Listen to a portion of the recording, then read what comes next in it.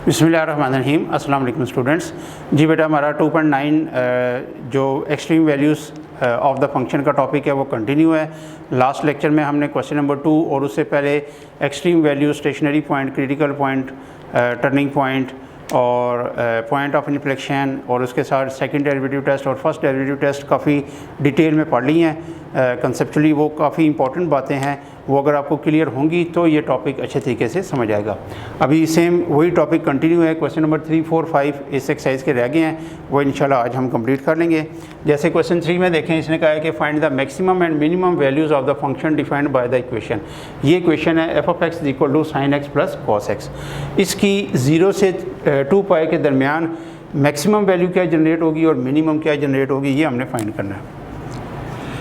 तो सिंपली आपने क्या करना है, जब भी मैक्सिमम और मिनिमम वैल्यू जनरेट करनी है यानी फाइंड करनी है, तो आपने उसको सेकंड डेरिवेटिव टेस्ट तक सेकंड डेरिवेटिव तक इसको फाइंड करें। सबसे पहले उसका डेरिवेटिव,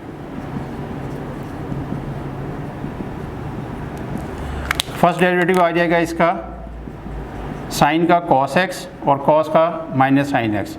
अगेन जब डेरिवेटिव लेंगे तो cos का माइनस साइन x आ गया और साइन का cos आएगा, लेकिन बाहर वाला sine minus as it is रहेगा। फिर for critical values put first derivative equal to 0। तो फर्स्ट डेरिवेटिव क्या है जी, cos x minus sine x equal to 0। cos x is equal to sine x हो जाएगा। अगर मैं cos को उस तरफ डिवाइड कर दूँ तो इधर 1 रह जाएगा, तो ये मेरे पास आ गया tan x is equal to 1। अब tan का आंसर 1 कहाँ होता है, 0 से 360 के दरमियान। इसका 1 आंसर 45 पे होता है और उसको जब आप थर्ड क्वाड्रेंट में लेके जाओगे 180 उसमें ऐड करोगे तो वो आंसर आ जाएगा 225। यानी x का पहला आंसर आ गया 45 और फिर 225। इसको रेडियन फॉर्म में लिखें, डिग्री फॉर्म में लिखें, वो आपकी अपनी मर्ज़ी है, इसमें कोई इशू नहीं है। अब हम पहले x = 45 पे चेक करते हैं कि फंक्शन हमें क्या कह रहा है। जब मैं 45 को सेकंड डेरिवेटिव में पुट करूँगा तो देखें ये है second derivative, minus sine x minus cos x, minus sine 45 minus cos 45। तो साइन 45 1/√2, cos 45 भी 1/√2। इसका एलसीएम लेंगे, ये आ जाएगा -2/√2। Final answer -√2। अब ये देखो क्योंकि नेगेटिव आ गया है, so at x = 45 f has maximum value. अब वो मैक्सिमम कितनी होगी, उसके लिए आपको फंक्शन के पास जाना पड़ेगा और फंक्शन में 45 पुट कर दें। तो फंक्शन क्या है, sin x + cos x। तो sin 45 + cos 45 ये आ जाएगा जी 1/√2 प्लस 1/√2, दिस विल बी 2/√2। इस फॉर्म में भी ठीक है, नहीं तो फाइनल आंसर इसको यूँ लिख दें √2। ठीक है। इसी तरीके से अब नेक्स्ट वैल्यू हम पुट करेंगे एट x = 225। सेकेंड डेरिवेटिव में जब 225 हम पुट करेंगे, माइनस साइन 225 माइनस cos 225। अब 225 कौन सा क्वाड्रेंट है, थर्ड क्वाड्रेंट है। तो थर्ड में आपको पता है कि साइन भी नेगेटिव होता है, cos भी नेगेटिव होता है। वैल्यूज़ इनकी वही 45 वाली ही रहेंगी, लेकिन थर्ड क्वाड्रेंट के लिहाज से नेगेटिव आ जाएंगे। तो ये आ गया 1/√2 प्लस 1/√2। ये भी हम पहले कर चुके हैं, ये √2 के इक्वल है। अब इसका आंसर क्या आ गया, पॉजिटिव आ गया। So at x = 225 f has minimum value. अब वो मिनिमम कितनी होगी, उसके लिए जो ओरिजिनल फंक्शन था उसमें आपने पुट करना है, जो शुरू में फंक्शन दिया गया था उसमें 225 पुट करेंगे। ये आ जाएगा sin 225 plus cos 225। This will be -1/√2 minus 1/√2। ये एलसीएम लेके सॉल्व करेंगे तो ये आ जाएगा -2/√2। तो फाइनली आप इसको लिख सकते हैं -√2।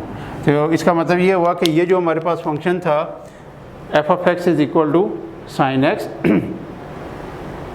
f(x) = sin x + cos x, इसकी मैक्सिमम वैल्यू क्या जनरेट हुई, √2, और मिनिमम क्या जनरेट हुई, -√2। ठीक है।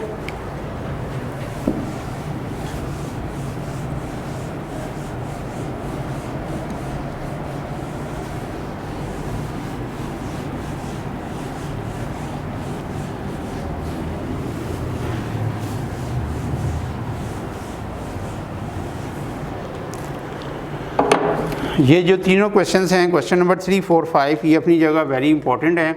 अक्सर इनमें से बोर्ड में पेपर में आ जाता है क्वेश्चन। क्वेश्चन 4 है, शो दैट फंक्शन है y is equal to natural log of x over x has maximum value at x is equal to e।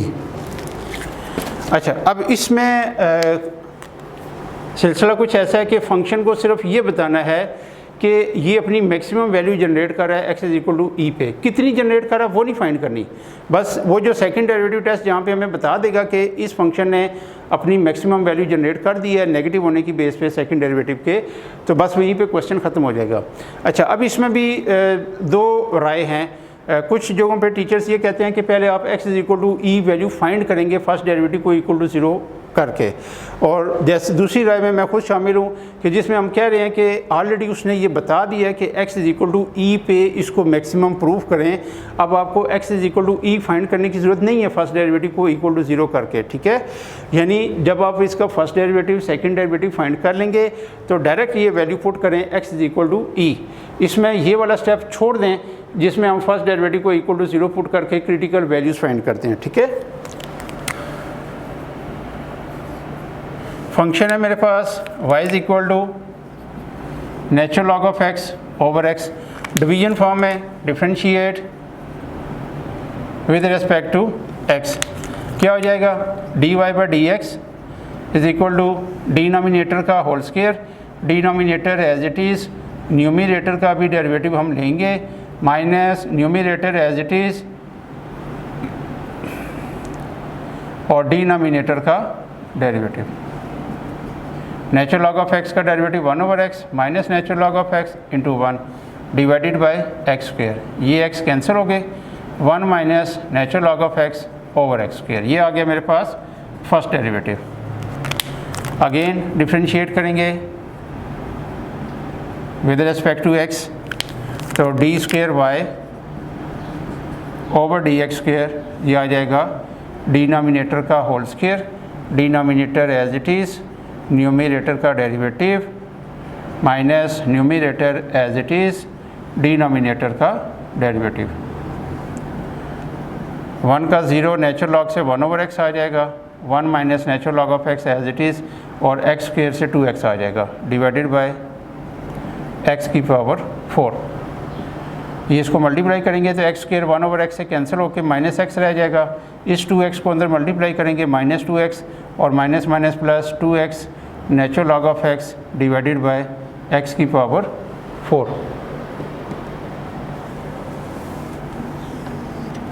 अब इसकी सिंप्लीफाइड फॉर्म आ जाएगी सेकंड डेरिवेटिव की,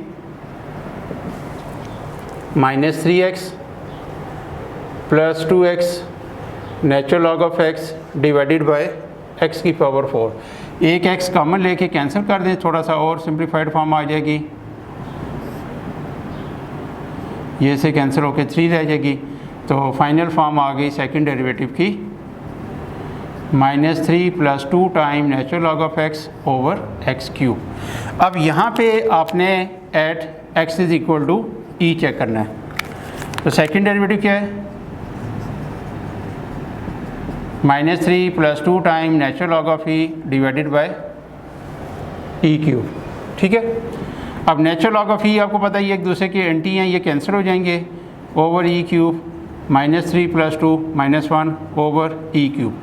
अब ई आपको पता है कि ये पॉजिटिव वैल्यू होती है 2.718, उसका क्यूब जो होगा वो पॉजिटिव ही रहेगा, लेकिन ये जो नेगेटिव साइन है ये इसको क्या कर देगा, नेगेटिव कर देगा। So F has maximum value at x is equal to E. बस ये क्वेश्चन यहाँ पे कंप्लीट हो जाता है, ठीक है। बिल्कुल सेम फोटोकॉपी है जो आखिरी क्वेश्चन है।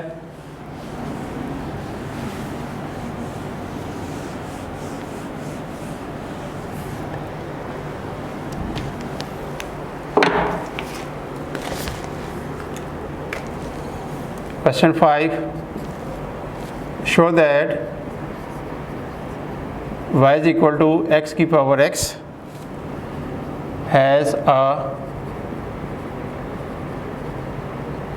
Minimum value at x is equal to 1/e। अब फंक्शन है x की पावर x और इसकी क्या होनी चाहिए, मिनिमम वैल्यू होनी चाहिए at x is equal to 1/e। अब इसमें देखें जो फंक्शन है y is equal to x की पावर x, ये लॉगरिथमिक फंक्शन है, यानी बेस भी वेरिएबल है, पावर भी वेरिएबल है। इस हालत में डायरेक्ट डेरिवेटिव नहीं हो सकता। पहले हम इस पे लॉग अप्लाई करके जो पावर वाला x है वो नीचे उतारेंगे, फिर आगे इसका डेरिवेटिव लेंगे। Taking log on both sides, यह आ जाएगा log y is equal to power वाला x शुरू में आ जाएगा, लॉग ऑफ बेस। अब इसको डिफ्रेंशिएट करें तो लॉग का डेरिवेटिव क्या होता है, 1/, उसकी बॉडी हो जाएगी, फिर बॉडी का derivative dy/dx, first term as it is, second का derivative plus second term as it is, first का डेरिवेटिव। यहाँ से y को उधर क्रॉस मल्टीप्लाई कर दें ताकि इधर dy/dx रहे, x into natural log of x का डेरिवेटिव 1/x, और आगे जब x का डेरिवेटिव लेंगे तो वो डॉट 1 लिख दें तब भी ठीक है, नहीं लिखते तो कोई इशू नहीं। Natural log of x dot 1, ये x कैंसिल हो गया तो dy/dx आपके पास क्या बना, y की वैल्यू पुट कर दें, x की power x 1 plus natural log of x, यानी x की पावर x का डेरिवेटिव हमारे पास क्या आंसर आया, x की power x as it is into 1 plus natural log of x। अब इसी जगह पे इसका दोबारा नेक्स्ट डेरिवेटिव लेना है, differentiate again with respect to x। तो ये हो जाएगा d² y/dx² इक्वल टू, यहाँ देखें प्रोडक्ट फॉर्म है, ये भी वेरिएबल है, ये भी वेरिएबल है। First term as it is, second का डेरिवेटिव अभी हम लेंगे 1 plus natural log of x plus second term as it is, first term का भी हम डेरिवेटिव लेंगे। 1 का derivative 0, natural log of 1/x, 1 plus natural log of as it is. अच्छा, अब यहाँ देखें कि x की पावर x का दोबारा डेरिवेटिव है, तो वो चीज़ अभी हम देखें यहाँ पे कर चुके हैं, और इसका आंसर क्या है, x की power x into 1 plus natural log of x, ये डायरेक्ट वहाँ पे पुट करना है, यानी ये सारे स्टेप्स दोबारा करने की ज़रूरत नहीं है। यू अब इसमें से x की पावर x कॉमन ले लें, इधर बच गया 1/x, और ये दोनों सेम फैक्टर्स हैं, तो ये आ जाएगा 1 plus x natural log of x, इस सारे का होल स्क्वायर। ये मेरे पास आ गई सेकंड डेरिवेटिव की वैल्यू। अब हम चेक करते हैं, इससे ज़्यादा भी इसमें सिंप्लीफिकेशन नहीं हो सकती। At x is equal to 1/e हम पुट करते हैं, second derivative is equal to 1/e raise to the power 1/e, 1/1/e plus 1 plus natural log 1/e whole square. ये 1/e raise to the power 1/e, यहाँ से ये जो e है ये ऊपर आ जाएगी टर्म। इसमें मैं ये करने लगा हूँ कि इस e को इधर ऊपर ला रहा हूँ 1 की जगह, तो क्या हो जाएगा, इसकी पावर -1 हो जाएगी। ठीक है, फिर लॉग के आगे जो उसकी बॉडी है उसकी अगर पावर आ जाए तो पावर रूल, लॉग का अपना जो पावर रूल है कि पावर वो शुरू में आ जाएगी, वो वाला स्टेप मैं अब कर रहा हूँ, यानी 1 minus natural log of e whole square. अब आपको पता है कि नेचुरल लॉग ऑफ e एक दूसरे के एंटी हैं, ये एक दूसरे को कैंसिल करके 1 आंसर दे देंगे, 1 माइनस 1 होल स्क्वायर। तो ये जो स्क्वायर वाली टर्म है ये ख़त्म हो जाएगी, e प्लस 0, तो 1/e raise to the power 1/e into e, ये बच गया। अब देखें e क्या है, ओवरऑल पॉजिटिव टर्म है, तो ये भी पॉजिटिव है, ये भी पॉजिटिव है, ये भी पॉजिटिव है, ये सारी कैलकुलेशन ओवरऑल आपको आंसर क्या देगी, पॉजिटिव देगी। ठीक है, जब पॉजिटिव आ जाए इसका क्या मतलब है, so f has minimum value at x is equal to 1/e। ठीक है जी, तो उम्मीद है कि इसके मैक्सिमम जो क्वेश्चन मैंने कराए हैं आपको बात बहुत अच्छे तरीके से समझ आ गई होगी कि इंक्रीजिंग डिक्रीजिंग फंक्शन को हम कैसे फाइंड कर सकते हैं किसी भी इंटरवल के अंदर, कहाँ पे वो इंक्रीज़ करता है, कहाँ पे डिक्रीज़ करता है, और फिर फंक्शन की जो एक्सट्रीम वैल्यूज़ हैं वो हम कैसे फाइंड कर दें, ठीक है। अब जो डेरिवेटिव के जो टॉपिक्स थे वो ऑलमोस्ट ख़त्म हो गए, बल्कि तकरीबन ख़त्म हो गए हैं। जो 2.10 इससे नेक्स्ट आखिरी एक्सरसाइज है वो सारी की सारी 100% यही है। सिर्फ क्या है, वो वर्ड्स प्रॉब्लम है, रियल लाइफ से रिलेटेड वर्ड्स प्रॉब्लम है, और उसमें इसी तरह कोई मैक्सिमम वैल्यू फाइंड करनी है या मिनिमम फाइंड करनी है। तो उसका असल जो की कॉन्सेप्ट है कि वर्ड्स प्रॉब्लम को ऐसे फंक्शन की फॉर्म में चेंज करना। जब आप फंक्शन की फॉर्म में ले आएंगे, आगे यहाँ से लेके एंड तक ये 100% वही स्टेप्स हैं। पहले फर्स्ट डेरिवेटिव, फिर सेकंड डेरिवेटिव, फर्स्ट डेरिवेटिव को इक्वल टू 0 करके क्रिटिकल वैल्यूज़ फाइंड करेंगे। उसके बाद फिर उसको सेकंड डेरिवेटिव पे पुट करके जो भी मैक्सिमम या मिनिमम की कंडीशन है उसको सेटिस्फाई कर देंगे, ठीक है। आसान टॉपिक है, वो इंशाल्लाह नेक्स्ट लेक्चर से शुरू करेंगे। टिल देन अल्लाह हाफ़िज़।